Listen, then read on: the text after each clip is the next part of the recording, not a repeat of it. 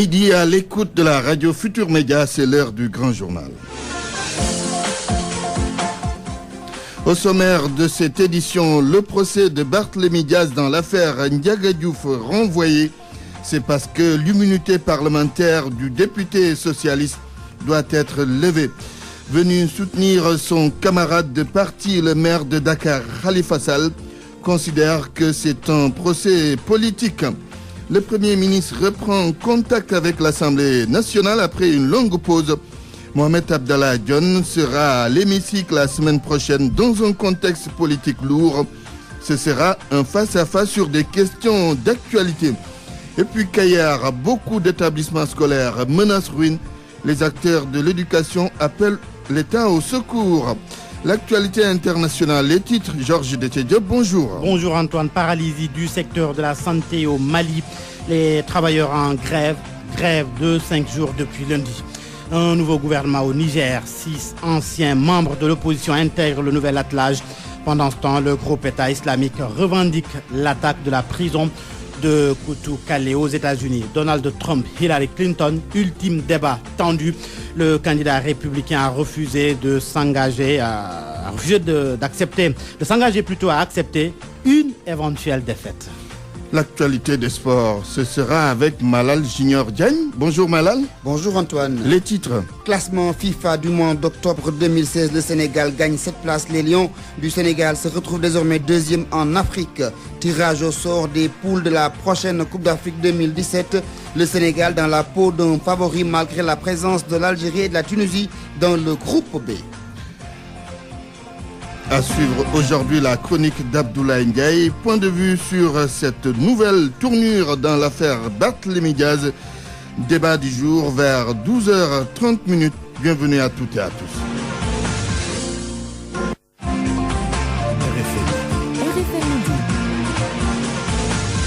Antoine Diouf. Mesdames et messieurs, bonjour. La justice veut voir plus clair dans l'affaire Ndiaga Diouf, mais elle devra encore patienter car le préalable est la levée de l'immunité parlementaire de Barthélémy Diaz parce qu'il est député à l'Assemblée nationale. C'est pour cette raison que le procès du maire de Mermoz Sicap Sacré-Cœur a été renvoyé. Mantouré.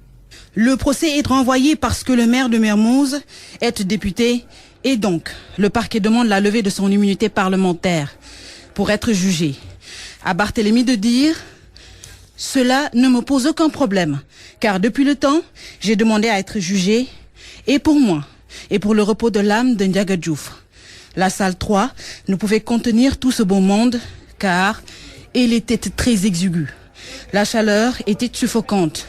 Les gendarmes, devant les portes, après que la salle soit remplie bien sûr, ont reçu l'ordre de ne faire entrer ni le public, ni les journalistes. Pour accéder à l'intérieur, il faut 3 choses. Ou être lutteur, ou être politicien, ou être élu. Quant à la famille de Ndiaga Diouf, c'est la discrétion.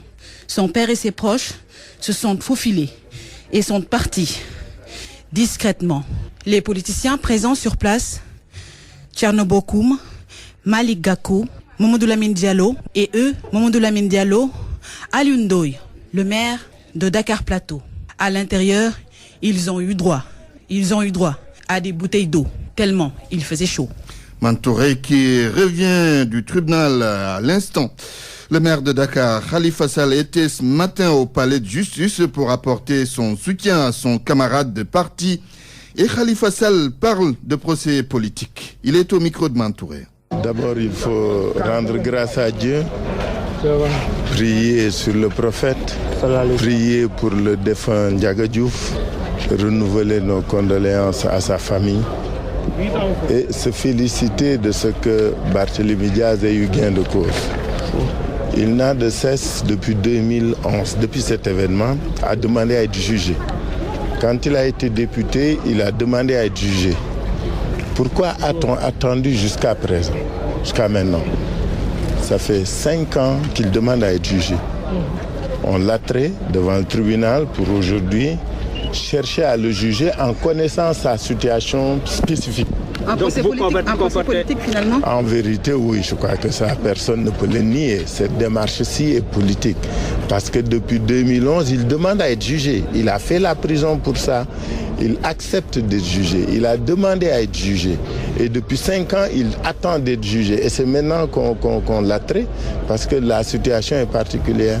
Le maire de Dakar et d'autres responsables du Parti socialiste étaient au tribunal ce matin, au tribunal de Dakar. Justement, les soutiens de Barthélémy Diaz ont effectué le déplacement. Il s'agit de maires et militants socialistes, mais aussi des militants d'autres partis politiques. Interrogés par notre reporter, ces sympathisants de Barthélémy Diaz soutiennent que ce procès se tient du fait de l'engagement du maire socialiste. Cependant, ils espèrent un jugement équitable. Le reportage est signé Sornana Tambaye. Sornana Tambaye, tout de suite. Sornana Tambaye, donc, qui était au tribunal ce matin. Déjà, à l'entrée du tribunal, des t-shirts avec le slogan « Non au référendum ressuscite ». Cette fois-ci pour soutenir Barthélémy Diaz. Devant la salle d'audience, les sympathisants, plusieurs dizaines, ont du mal à se retenir. Ils veulent tous entrer dans la salle. Impossible, leur notifient les gendarmes.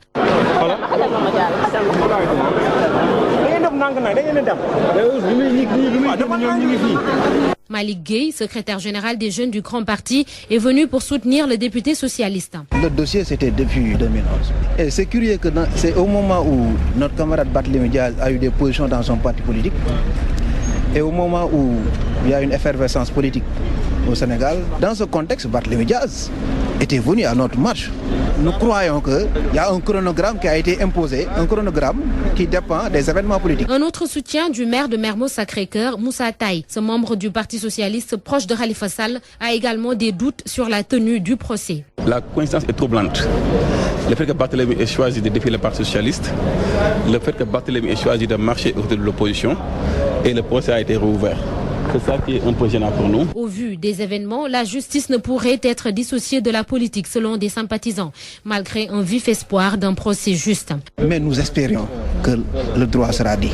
Nous espérons. La justice doit dans ce cas faire son travail sans complaisance, ajoute Moussa Taye. Nous avions toujours réclamé justice. Et nous espérons que ce procès se déroulera dans de très bonnes conditions. Et à l'issue du procès, Barthélémy va recouvrir entièrement la liberté. Maintenant, si le droit n'est pas dit, nous prendrons nos dispositions parce qu'il s'agira d'une bataille politique.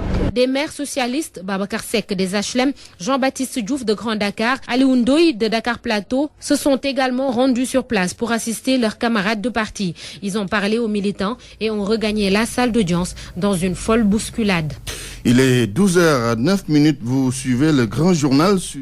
Pour moi, RFM, c'est la radio de la réactivité. RFM, partout, tout le temps. Le Premier ministre attendu à l'Assemblée nationale le 27 octobre prochain, c'est la semaine prochaine, face à la représentation parlementaire, Mohamed Abdallah Dionne va apporter des réponses sur des questions d'actualité, mais son déplacement à l'hémicycle intervient dans un contexte politiquement chargé. Binta Diallo. Dans un contexte où l'opposition regroupée au sein de la coalition Ouattou-Sénégal veut en découdre avec le régime du président Sall. Un climat politique tendu, le pétrole au cœur des divergences entre les autorités et la crème de l'opposition sénégalaise. La sortie du Premier ministre sur la question il y a de cela quelques semaines n'a fait que jeter de l'huile sur le feu. Et pour les plus sceptiques, le PM n'a pas apporté de réponse précise et claire à leur interpellation. Mohamed Abdallah Dionne va donc, dans le cadre de son grand oral face aux députés, encore s'expliquer sur cette question du pétrole et de Petrotim, bref, de la gestion de nos ressources énergétiques et minières de façon générale. Face à la majorité, à l'opposition parlementaire, le 27 octobre prochain, le chef du gouvernement tentera, entre autres questions d'actualité, d'éclairer la lanterne des représentants du peuple. Plus de 100 minutes pour convaincre, avec aux côtés du Premier ministre, l'ensemble du gouvernement. Aucune question d'actualité ne sera exclue. La majorité se taille la part du lion du temps de parole. Le reste, environ moins de 10 minutes, sera réparti entre le groupe parlementaire des libéraux et des démocrates et les non-inscrits. L'opposition parlementaire s'offusque d'ailleurs du fait que le Premier ministre vienne à l'Assemblée non pas pour des questions d'actualité sincères, franches et profondes, mais pour le parti Réumi, l'hémicycle va servir tout simplement de tribunes au PM pour un bilan des réalisations du président Macky Sall. En Casamance Binta, l'université Assane Seck de Ziguinchor intègre le contexte de conflit. C'est pourquoi un master en droit humanitaire international a été instauré. L'université de Ziguinchor donc est accompagnée dans ce projet par le Comité international de la Croix-Rouge. L'objectif pour les deux partenaires est d'arriver à former des professionnels de l'action humanitaire capables d'accompagner les projets de règlement de conflits et de réinsertion des personnes déplacées, Lamine Ba. L'objectif des autorités de l'université qui ont initié l'ouverture de ce master en droit international humanitaire à Assane Seck de Ziguinchor est de mettre à la disposition de la Casamance des ressources humaines de qualité et capables d'accompagner les projets de règlement de conflits et de réinsertion de personnes déplacées. C'est du moins ce qu'a fait savoir Kourfia Diawara, le recteur de l'université Assane Seck de Ziguinchor. Quand on connaît le contexte de la Casamance, il est important de former des personnes vraiment aptes à accompagner donc les projets donc de règlement de conflits de façon durable, des projets donc d'amélioration, de réinsertion des personnes déplacées, des victimes.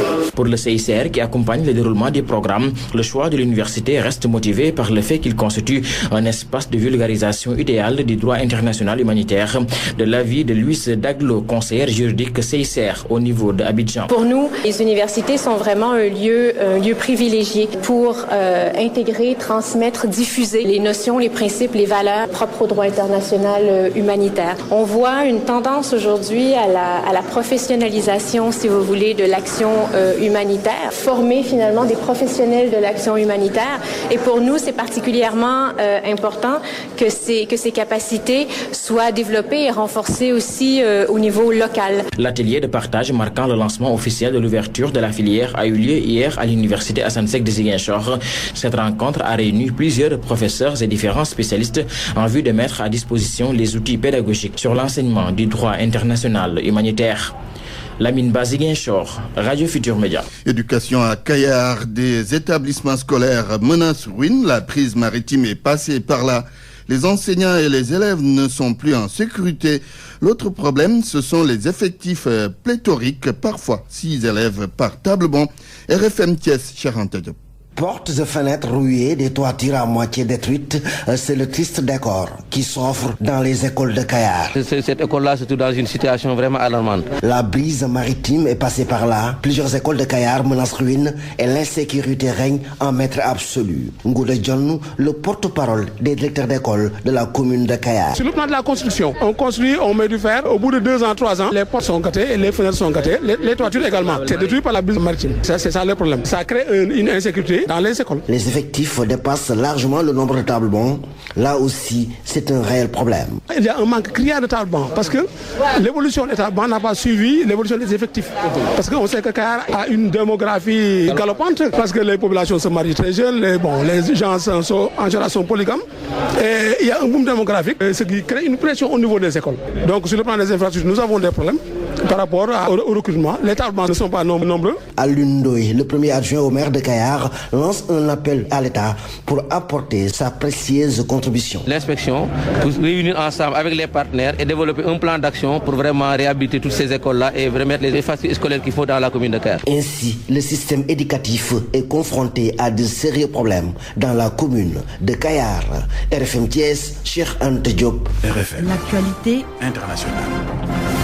Rebonjour Georges Déthié-Diop. Rebonjour Antoine. Difficile de se soigner au Mali ces derniers jours. Depuis lundi, les travailleurs de la santé ont entamé une grève de 5 jours. Les malades sont obligés de prendre leur mal en patience. Selon BBC, seul un service minimum est assuré aux patients à l'hôpital du Mali, au CHU du Point G et à l'hôpital Gabriel Touré. À l'origine de cette grève, les travailleurs de la santé réclament une augmentation de la prime des fonctions spéciales. Ils demandent aussi il dénonce une atteinte à la liberté syndicale, des affectations abusives d'agents de santé, des menaces et des intimidations. Remaniement ministériel au Niger, l'opposition intègre le gouvernement. Pas moins de 5 responsables de l'opposition dans l'attelage gouvernemental, un gouvernement d'union nationale. L'équipe a été rendue publique hier à la télévision nationale. Maïmouna Seck. 6 membres de l'opposition sont entrés dans le gouvernement. Certains nouveaux ministres sont des cadres du Mouvement national pour la Société de développement MNSD. Al-Mustafa Garba à l'hydraulique, Iliassou Idi à la santé. Seyni Oumarou est le patron du parti. Il s'était opposé à l'actuel président lors de la campagne. Le MNSD a décidé de répondre à l'appel du président Issoufou pour la mise sur pied d'un gouvernement d'union nationale. Ce parti qui a dirigé le Niger pendant 11 ans de 1999 à 2010 a justifié sa décision par le souci de mettre en avant les intérêts supérieurs du pays. Parmi les hommes clés du régime, le ministre de l'Intérieur, Mohamed Bazouma, a conservé son poste contrairement à Assoumi Massoudou qui quitte la défense pour les finances. Kala Moutari le remplace et Foumakwaye Gado est maintenu au ministère du pétrole. Le président Issoufou a été réélu avec 92,51% de voix lors du second tour de la présidentielle. Le Niger fait face à une situation d'insécurité. 22 soldats ont été tués en octobre dernier lors d'une attaque djihadiste d'un camp de réfugiés près de la frontière du Mali et la prison la mieux gardée du pays où des djihadistes sont détenus a échappé belle à une attaque. Il y a d'ailleurs du nouveau dans cette attaque de la prison de Koutoukale au Niger. L'attaque porte désormais une signature, celle du groupe État islamique. Le site d'information mauritanien Al-Akhbar a reçu hier une revendication de cette attaque au nom de Daesh. Lundi dernier, la prison de Koutoukale, près de la frontière entre le Niger et le Mali, avait fait l'objet d'une attaque repoussée par les forces de sécurité nigériennes. Un des assaillants a été tué. Nous restons au Niger où une rencontre s'est tenue hier. Des échos de cette rencontre à Niamey, les pays voisins de la Libye opposés à une intervention étrangère.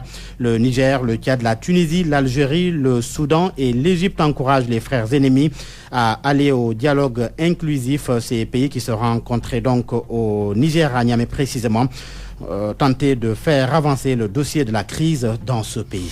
Aux États-Unis, Donald Trump, Hillary Clinton, les échos du débat, le dernier face-à-face entre les deux candidats à la prochaine présidentielle américaine. Ultime débat, le 3e avant l'élection présidentielle qui va se dérouler le 8 novembre prochain. Face-à-face tendu, le candidat républicain jouait son va-tout alors que Hillary Clinton se rapproche de plus en plus de la Pennsylvania Avenue, reliant la Maison Blanche au Capitole. Baba Aydara.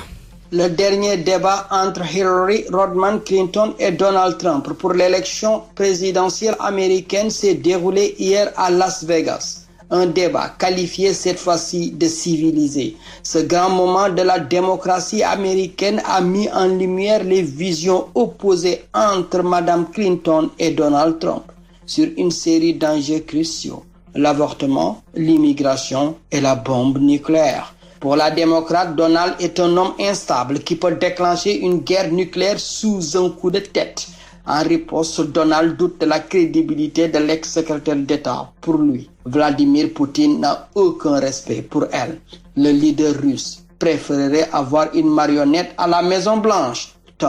Hillary Rodham Clinton. Sur l'avortement, une fois élu, Donald compte nommer des juges conservateurs favorables au droit de la vie, c'est-à-dire contre l'avortement. Hillary milite pour le contraire. L'immigration a été aussi un sujet de discorde. Le républicain compte expulser les immigrants illégaux au moment où Hillary Rodham Clinton prône pour la régularisation de ces millions d'illégaux avec leurs enfants. Pour elle, le plan Trump briserait tout simplement le pays de Barack, qui, dans 3 semaines, connaîtra le nom de son successeur.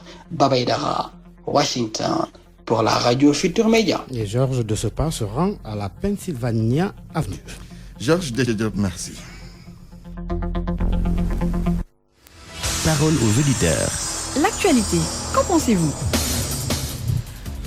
Point de vue sur cette nouvelle tournure donc, dans l'affaire Barthélémy Diaz. Rendez-vous dans quelques minutes. RFM Sport. Les sports, c'est avec vous, Malal Junior Diagne. Rebonjour. Bonjour Antoine. Classement FIFA du mois d'octobre, le Sénégal gagne 7 points. Oui, et se retrouve deuxième désormais au classement FIFA sur la zone Afrique. Les Lions du Sénégal sont juste derrière les éléphants de la Côte d'Ivoire, mais le Sénégal devance tout de même l'Algérie et la Tunisie qui sont désormais 3e et 4e. Babacar Fall. Une énorme progression. Le Sénégal quitte la 39e place mondiale pour la 32e, juste derrière la Côte d'Ivoire, championne d'Afrique en titre, qui est toujours donc la première équipe africaine sur ce classement FIFA. Les éléphants talonnés par des Lions du Sénégal qui accèdent à cette position de deuxième meilleure équipe en Afrique grâce surtout à leur carton plein lors des qualifications à la Coupe d'Afrique des Nations de football Gabon 2017. Ironie du sort, justement, au lendemain du tirage au sort de la phase finale de cette CAN, le Sénégal, qui n'était pas tête de groupe, domine ses adversaires de la poule B. L'Algérie et la Tunisie sont respectivement 3e et 4e équipe africaine sur ce classement FIFA. Le Zimbabwe est loin derrière au rang de 110e mondial. Classement FIFA toujours dominé par l'Argentine, suivi de l'Allemagne et du Brésil. Malal, on parle maintenant de la CAN 2017 au Gabon. El Hadj Malick Sy Souris y croit fermement. Oui, l'ancien président de la Fédération sénégalaise de football dans les années 2000-2002 pense que l'équipe nationale du Sénégal peut bien réaliser un bon parcours au Gabon. Il faut juste laisser l'entraîneur travailler et aux fédéraux de tout mettre en œuvre afin que l'équipe soit dans d'excellentes conditions. Alexis Souris était l'invité ce matin de RFM Matin. C'est vrai, mais c'est une poule difficile, certes, mais en réalité, toutes les poules sont difficiles. Je le dis parce que toutes les équipes ont compéti avant de se qualifier pour la Coupe d'Afrique des Nations. En plus, toutes les équipes, avant d'entamer la compétition, se préparent en conséquence.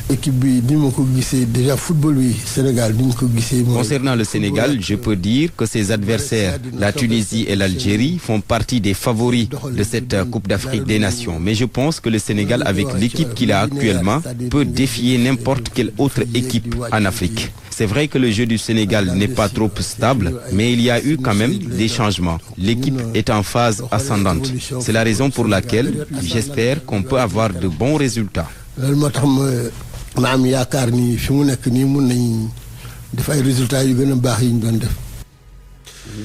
Oui, on y va au Gabon. Les spécialistes donnent le costume de favori au Lion dans la poule B. Antoine a décidément des problèmes aujourd'hui avec mes écritures. C'est vrai, au Gabon, beaucoup de spécialistes pensent que le Sénégal est le favori du groupe B, malgré la présence de l'Algérie et de la Tunisie. Il estime que le Sénégal, au regard de son parcours durant ses éliminatoires, peut bien frapper un grand coup au Gabon. Yves Antonio Ogoula.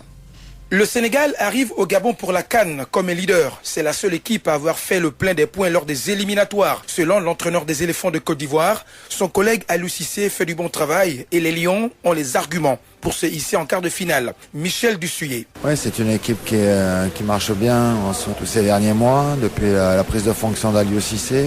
Ils ont trouvé une continuité au niveau des résultats. Après, on sait qu'ils ont un potentiel d'individualité de très haut niveau. Voilà, c'est vrai qu'ils vont affronter deux équipes maghrébines. C'est pas une poule facile non plus. Je pense qu'ils ont les armes aussi pour passer ce cap-là et atteindre les quarts de finale. Un avis que partage le colonel Sita Sankaré, président de la Fédération burkinabé de football. C'est un groupe assez relevé. Vous avez le Sénégal qui est une équipe très forte parce que c'est la seule équipe, je rappelle, qui a gagné tous ses matchs. Et c'est une équipe à suivre avec une constellation de vedettes. Les Sénégalais ont pris le temps également de faire l'analyse objective de la situation. Et je pense en tout cas qu'ils ont les moyens pour y arriver. Il reste désormais la vérité du terrain. D'abord le 15 janvier à Franceville, Sénégal-Tunisie. Ensuite le Zimbabwe 4 jours après. Et enfin les Fennecs d'Algérie au menu des Lions de la Teranga le 23 janvier. Yves Antonio Goula, Libreville, RFM. Antoine, on va finir avec cette information. Rudy Garcia, nouveau entraîneur de l'équipe de l'OM. Le technicien a été donc nommé ce matin. Il sera même sur le banc pour le Classico Paris Saint-Germain-Marseille, la dernière équipe entraînée par Rudy Garcia et l'AS Roman en Italie. Après donc, on va régler nos comptes, vous et moi. À la plage. Merci Malal Junior Diagne. RFM, la chronique du jour. La chronique du jour signée Abdoulaye Ndiaye. Couche d'ozone, gaz à effet de serre ou simples particules fines, autant de vocables ou de désignations qui laissent indifférents bien des Dakarois. Et pourtant, ils traduisent une réalité alarmante pour dire que dans notre capitale, en plus de suffoquer, on s'expose. L'air source de vie y aura connu ces derniers temps un niveau de pollution dépassant la norme admise. Il s'agit d'un taux qui, selon l'Organisation mondiale de la santé, est de 7 fois supérieur à la limite fixée par les standards internationaux. Ce constat de l'OMS semble avoir comme indicateur les pics de chaleur durement ressentis par les populations. Tout début d'explication, pour ne pas dire d'interrogation sur le phénomène, devra prendre en compte un fait lié à une forte concentration urbaine. En effet, Dakar et sa région, avec une superficie de 550 km², soit une petite portion du territoire national, regroupent près de 80% des activités économiques et industrielles du pays. C'est une densité de population de près de 6 000 habitants au kilomètre carré, mais également celle de l'habitat dans un espace aussi réduit. Il devient ainsi difficile de voir les apports polluants se disperser ou se transformer dans l'environnement. Ici plus qu'ailleurs, l'activité humaine demeure la première cause de dégradation continue de l'air. Exemple illustratif, plus de la moitié du parc national automobile roule à Dakar. Des véhicules qui fonctionnent à près de 90% au diesel, avec un taux de vétusté touchant près de 70% du parc. Autre élément aggravant, l'important mouvement des populations entre lieux d'habitat et celui du travail, par mode de transport interposé. Il permet d'évaluer et de se rendre compte du niveau d'émission des gaz nocifs dans cette agglomération dakaroise. Il se pose alors la question de l'utilité des efforts faits pour fluidifier la circulation afin de réduire l'effet des pots d'échappement. Ces efforts se heurtent aux limites des infrastructures routières devant un flux automobile en augmentation constante. Résultat, les embouteillages refont surface avec des intersections aux voies principales qui absorbent difficilement aux heures de pointe les flux du trafic. Elles deviennent à cet effet de véritables endroits enfumoirs. On retrouve les signes évidents d'un parc automobile qui semble avoir explosé au cours de ces dernières années, du fait d'une mesure sociale prise en 2012 relevant l'âge de l'entrée des véhicules de 5 à 8 ans. Les premières années de la mesure ont même permis une augmentation de plus de 80% des immatriculations, soit près de 30 000 véhicules par an. Les recettes pour le trésor public ont pu se chiffrer à plus de 20 milliards selon certaines sources. L'indice de qualité de l'air à Dakar ne pouvait qu'en prendre un coup, avec comme conséquence une recrudescence de certaines pathologies respiratoires ou cardiovasculaires établies par les services sanitaires et hospitaliers. Il demeure vrai que les bons moyens de transport urbain peuvent assurer une mobilité porteuse de gains de productivité pour les entreprises.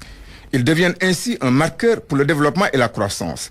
Mais l'autre revers de la médaille, si on n'y prend pas garde, est de devoir vivre une pollution atmosphérique qui finit par être un problème de santé publique. Nous n'en sommes pas loin. Surtout qu'aux émissions automobiles et industrielles s'ajoutent celles provenant des déchets ménagers et des appareils domestiques. Sans prétendre à une liste exhaustive, on peut y mentionner Gargote, restaurant à ciel ouvert, véritable image d'Épinal de la capitale au coin de certaines rues. Ils contribuent ensemble à altérer l'air que nous respirons, devenant de fait des facteurs de dégradation de notre environnement. Voilà qui rappelle la petite réalité que nous sommes dans une planète où, selon certaines sommités scientifiques, 9 catastrophes sur 10 seront liées au climat dans les prochaines années. Il serait ainsi temps, en ce qui nous concerne, de faire appliquer une politique publique intégrant une lutte efficace pour la qualité de l'air en milieu urbain. Il aurait comme préalable une sensibilisation de nos compatriotes aux faits environnementaux. D'autant plus que notre pays, qui a ratifié depuis 1994 la Convention des Nations Unies sur le climat, a souscrit au principe de la récente conférence de Paris. Il nous faut alors poursuivre dans une volonté de réduire les émissions de gaz, car c'est devenu un enjeu de vie pour nos populations. RFM, la presse du jour. La presse du jour, c'est avec Barthélémy Ngom. Bonjour. Je n'ai pas tué Ndiaga Diouf. Barthélémy Diaz se défend ainsi dans les colonnes de l'Observateur. Barth tient son procès. Il sera jugé par le tribunal correctionnel aujourd'hui pour coup mortel, indique le quotidien du groupe Futur Média. Un procès qu'il dit attendre depuis longtemps. Sans détour, le maire de Mermoz Sacré-Cœur se veut clair. Il n'a pas tué Ndiaga Diouf. Il a les preuves de son innocence avant d'informer que c'est avec un sentiment de gratitude qu'il va répondre à la justice sénégalaise. Toujours dans l'Observateur de ce matin, Barth réitère ses propos et parle de légitime défense. Pour lui, c'est un commando de la mort qui a été recruté, organisé pour attenter à sa vie. Sur ce, le populaire se pose une question. Quel sort pour les agresseurs et les commanditaires? Autre interrogation de mon confrère, la réactivation du dossier obéit-elle à des règlements de compte politique au vu de la radicalisation de Diaz Fils contre le régime de Macky Sall? Et sur cette dernière question, la JDS, la Jeunesse pour la démocratie et le socialisme, répond par l'affirmative et par parle d'un complot politico-judiciaire. Le biétiste du Populaire demande à la justice de ne pas aller dans un sens, car pour Samba Alar, il ne faudrait surtout pas oublier l'histoire, la vraie, le contexte, les circonstances dans lesquelles il y a eu cette mort de Ndiaga Diouf.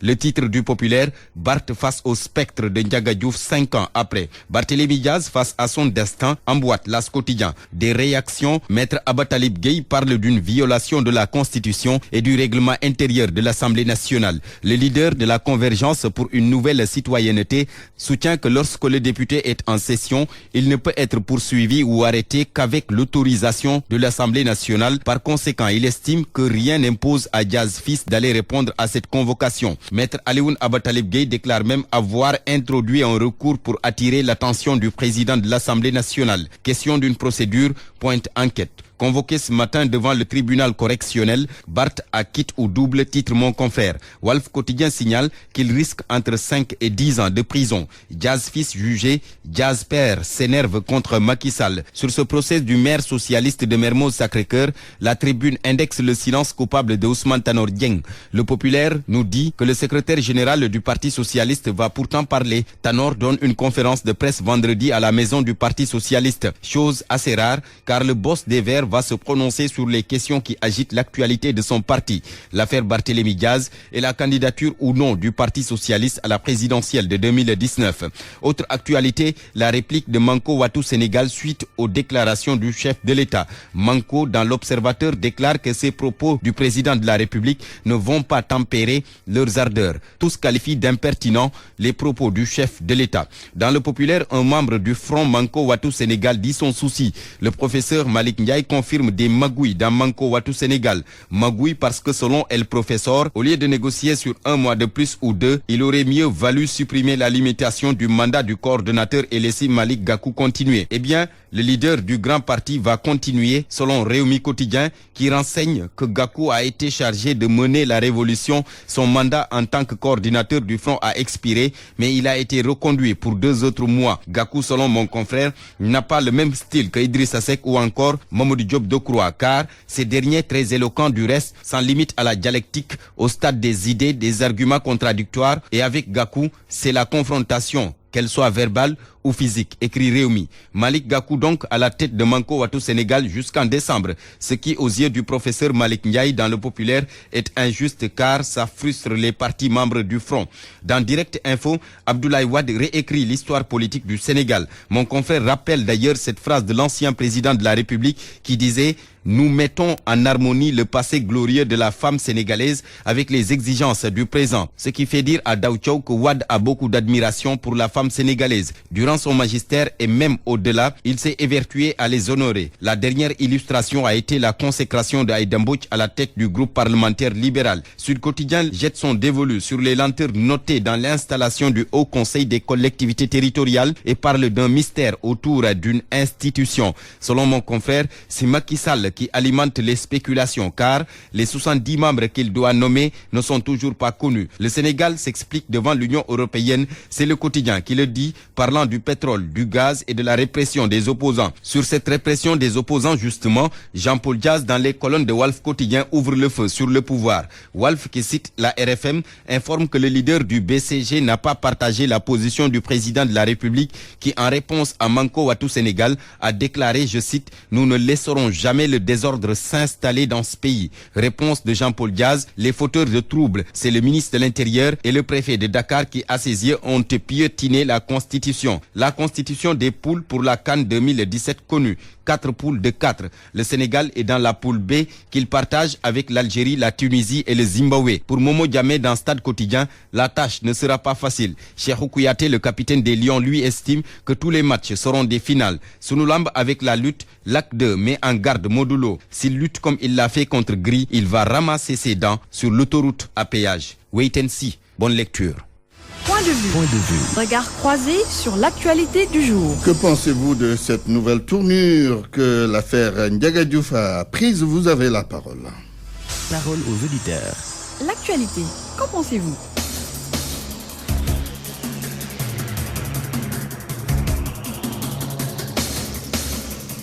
Nous avons en ligne Farba Senghor, ancien ministre, membre du Parti démocratique sénégalais. Bonjour, monsieur le ministre. Oui, bonjour.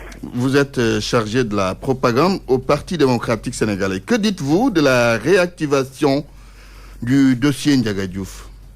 Voilà, il faut dire qu'il est vraiment regrettable que la justice puisse suivre dans un État démocratique le cours de la justice. Parce que vous savez bien que Barthélémy a été arrêté, mais il a été... Monsieur le ministre, vous êtes en train de perdre le réseau. Si vous pouvez peut-être vous déplacer un peu pour une meilleure qualité d'écoute. Je pense que c'est bon cette fois-ci. Voilà, c'est bon. Allez-y. Donc je veux simplement vous dire que la politique ne doit pas suivre, que la justice ne doit pas suivre le cours de la politique. Parce que l'affaire Barthélémy Diaz semble être le cas. Ah oui, pourquoi vous dites que c'est le cas? Oui, parce qu'il a été arrêté lorsque nous étions au pouvoir. Oui. Mais dès que Macky est arrivé, il a eu une liberté provisoire, ensuite investi sur des listes. Et maintenant, lorsque les positions de Barthélémy divergent avec celles du parti en pouvoir, le voilà encore traduit devant la justice. Nous pensons qu'il ne doit pas y avoir d'impunité dans un État. Oui. Et que tout meurtre doit être élucidé par la justice, quelle que soit l'appartenance des auteurs, les meurtriers poursuivis et sanctionnés et le préjudice subi réparé. Et vous, en votre qualité de membre du PDS, vous voulez que ce procès ait lieu? Oui, nous voulons que le procès ait lieu. Comme dans tout pays démocratique, il faut que la vérité apparaisse et que si Barthélémy n'est pas coupable, qu'on le libère, mais s'il est coupable, qu'il soit jugé et que la famille, elle aussi, puisse véritablement avoir l'impression que dans ce pays, il y a une justice. Mais ce qu'il faut retenir, c'est que moi, ce que j'ai pu constater, c'est qu'au Sénégal, la justice va au rythme de la politique. Vous savez que mes maisons ont été brûlées et j'avais désigné Macky Sall lui-même comme étant des co-auteurs. Oui. J'avais désigné également Ousmane Tanor Dieng et également un député, Awa Niang, second professeur à l'Assemblée nationale. Encore le réseau, monsieur le ministre, oui. Encore le réseau. Oui. N'est pas élucidé. Oui. Je crois que dans un pays démocratique, il ne doit y avoir aucun procès alors qui est suspendu sur l'appartenance politique ou sur des positions politiques. Oui, justement, on va vous redonner la parole. Justement, vous parlez de votre maison qui a été incendiée, sans suite. Il y a aussi les attaques contre les journaux comme l'As et 24 heures chrono. C'était sous le régime d'Abdoulaye Wade et cette affaire n'a pas été élucidée. Ça a été jugé. Ces attaques-là ont été jugées. Il faut qu'on juge tout l'ensemble des délits qui ont eu lieu lorsque Macky Sall voulait accéder au pouvoir. C'est ça la justice. De même, on a jugé l'affaire de l'As. Oui. On doit également juger l'affaire me concernant et l'affaire concernant toutes les autres personnes qui sont impliquées dans les maisons qui ont été brûlées, dans les biens de l'État qui ont été saccagés. Très bien. Maintenant, quant au Parti socialiste, c'est également regrettable que le Parti socialiste puisse donner l'impression d'avoir lâché Barthélémy Diaz. Puisqu'un parti politique a l'obligation de défendre ses militants, quelle que soit la situation dans laquelle ces militants-là se trouvent. Il ne doit pas dire que vraiment le temps de la justice n'est pas le temps de la politique. Parce qu'un avocat a l'obligation de défendre son client, même s'il a tort. S'il sait que son client a commis un délit. Très bien. Alors, Farba Senghor, vous gardez la ligne. On revient à vous tout à l'heure. Oui, vous gardez la ligne, Farba Senghor. On revient à vous. Le temps de prendre Moussa Taye qui est en ligne. Bonjour Moussa. Bonjour Antoine. Vous êtes du Parti Socialiste, conseiller politique de Khalifa Sall, le maire de Dakar. Alors, quel regard portez-vous sur cette nouvelle tournure que l'affaire Ndiaga Diouf a prise avec le procès de Barthélémy Diaz? Oui, en fait, Antoine, je pense qu'il faut rappeler d'abord que cette affaire date de décembre 2011. Et depuis le 16 mai 2012, Barthélémy Diaz bénéficie d'une liberté provisoire. En tout cas, moi, ce que j'en pense, dans tous les cas, ce procès doit se tenir pour que le contentieux puisse être vidé. Oui. Et je l'espère pour que notre camarade puisse recouvrer entièrement la liberté. Oui, vous dites que ce procès doit tenir. Par ailleurs, il y a des membres du Parti socialiste qui parlent de procès politique. Alors, c'est pas contradictoire, ça? Non, l'affaire est pas devant la justice. Parce qu'il bénéficie d'une liberté provisoire depuis 2012. Donc, dans tous les cas, il faut que le procès se tienne pour que le contentieux soit vidé. Et comme je le dis, j'espère que à l'issue du procès, notre camarade va recouvrer entièrement la liberté. Parce que jusqu'à présent, il est sous liberté provisoire. Mais ce qui est un peu dommage, c'est qu'il y a une sorte de coïncidence troublante, pour ne pas dire inquiétante, entre la nouvelle posture politique de Barthélémy et le procès qu'on veut réouvrir. C'est ça qui est un peu gênant pour l'indépendance de la justice. Vous voulez parler de règlement de compte par ailleurs, qui devrait passer par la justice. Mais ce que je veux dire, c'est qu'il y a une sorte de manipulation de la justice. Il y a une sorte d'orchestration de la justice. Barthélémy Diaz, aujourd'hui, est convoqué après avoir marché avec l'opposition, après avoir défié le PS et Benno Bokk Yakaar. Donc, après avoir choisi une nouvelle ligne de conduite politique. C'est ça, à mon avis, qui est un peu gênant. Oui, alors, par rapport justement à la position de votre parti, Farba Senghor dit que le Parti socialiste n'a pas défendu Barthélémy Diaz. Un commentaire sur ça? Hier, j'ai fait un article pour dire que j'espérais ce matin revoir au tribunal toute cette communion de socialistes autour de Barthélémy comme par le passé. Je reviens du tribunal, j'ai été avec des camarades et des responsables du Parti socialiste qui sont venus en masse devant Barthélémy. Dans cette affaire, le Parti socialiste ne doit pas lâcher Barthélémy. Le parti doit être aux côtés de Barthélémy Diaz. Vous avez l'impression que le parti l'a lâché? Je n'ai pas cette impression-là, mais ce que je veux dire, oui, c'est que comme par le passé, tous les responsables, y compris le premier d'entre nous, se mobiliser pour venir le défendre et le soutenir. Je pense également, puisque les faits sont toujours les mêmes, c'est la mairie de Mermoz qui a été attaquée en 2011. Les faits sont toujours les mêmes parce que Barthélémy est toujours une partie socialiste. Notre devoir, nous, en tant que militants et responsables, est de l'accompagner et de le soutenir. Et dans ce combat-là, tous les socialistes sont interpellés. Oui.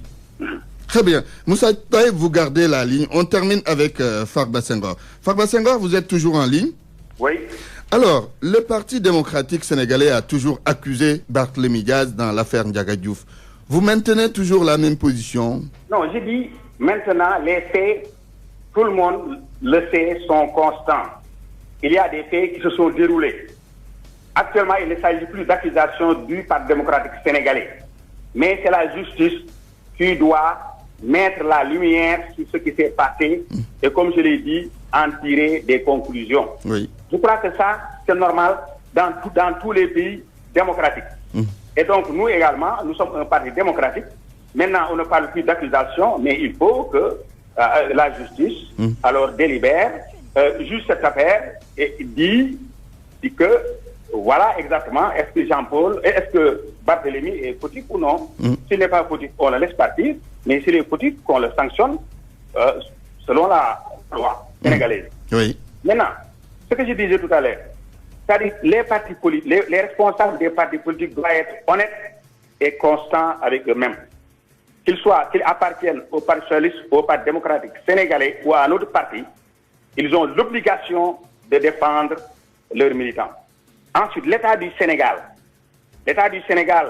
qui est symbolisé par le pouvoir de Macky Sall, a le devoir d'être constant dans cette affaire-là. Parce que l'État ne peut pas tergiverser, c'est-à-dire délivrer Barthélémy Diaz en 2012 des mains de la justice, parce que tout simplement, l'APR au pouvoir l'avait coopté dans Benno Bokk Yakaar, et ensuite, aujourd'hui, vouloir le poursuivre parce que Barthélémy n'a plus les mêmes positions que le parti au pouvoir, que le président Macky Sall. Je crois que ça, c'est injuste. Ensuite, là où je voulais encore en venir... Pour terminer, oui. Pour terminer, oui. Je crois que le pays, le Sénégal, a l'obligation de laisser notre justice juger librement donc les personnes en dehors de leur appartenance à des chapelles politiques. Très bien. Entendu. De la même manière que mes maisons ont été brûlées, il faut que Macky Sall, lui-même que j'ai cité, Ousmane Tanor Dieng, et Awanyang et d'autres puissent aller devant la justice. Il faut qu'il y ait un procès des saccages qui ont eu lieu à la veille de l'élection présidentielle. C'était juste aujourd'hui. Merci. Alors, Barthélémy Diaz, pour des faits qui ont eu lieu après et qu'on ne veuille pas juger ces faits-là. Très bien, merci. Merci Farba Senghor. Moussa Taye, pour terminer avec vous, vous avez parlé de coïncidences troublantes. Les positions de Barthélémy Diaz, est-ce qu'il ne faudrait pas, ou est-ce qu'il faudrait occulter le fait qu'on soit en politique, c'est-à-dire on donne des coups, on en reçoit aussi. En fait, je n'ai pas très bien compris la question. Oui, vous avez parlé de la coïncidence troublante parlant du procès Barthélémy Diaz, de la réactivation du dossier. Mais nous sommes en politique. Il a donné des coups. Est-ce que aussi il ne doit pas en recevoir? Oui, si mais on Antoine, résume les choses ainsi. Oui, mais Antoine, la politique, ce n'est pas seulement de donner des coups ou de rendre des coups. La politique, c'est d'abord un idéal. Mais c'est aussi l'exécution de mesures visant à améliorer le quotidien des citoyens. Nous avons toujours clamé l'indépendance de la justice. Vous savez, quand on a nommé M. Sidiki Kaba au ministère de la Justice, les Sénégalais avaient beaucoup d'espoir à M. Kaba. Mais dans la réalité, dans la pratique, on s'est rendu compte que le discours que M. Kaba devait tenir, c'est ce discours-là qui ne tient pas. Nous nous attendions avec Sidiki Kaba à avoir une justice au-dessus de la politique. Une justice véritablement indépendante. Parce que c'est un praticien, il a un vécu.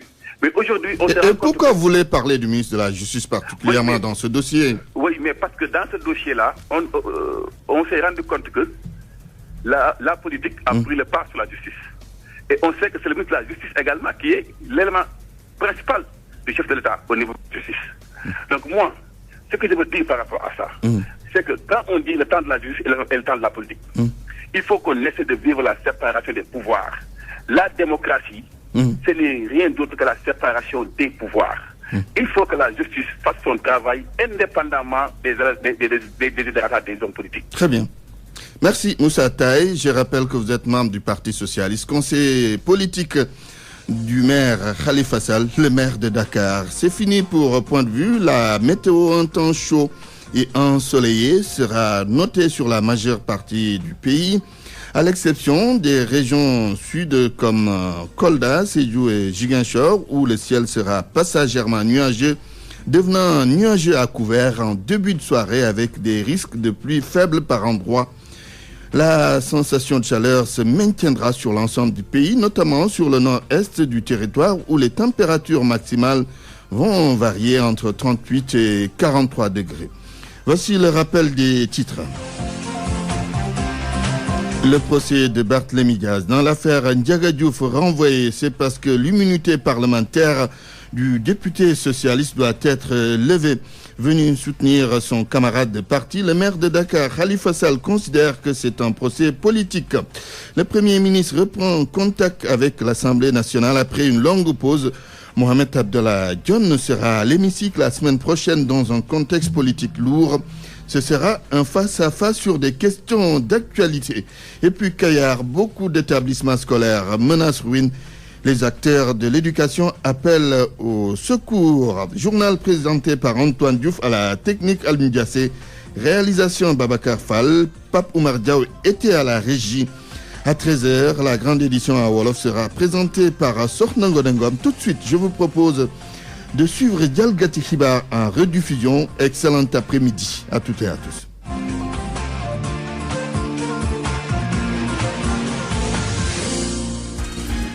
RFM Radio Futur Média 94 FM Dakar.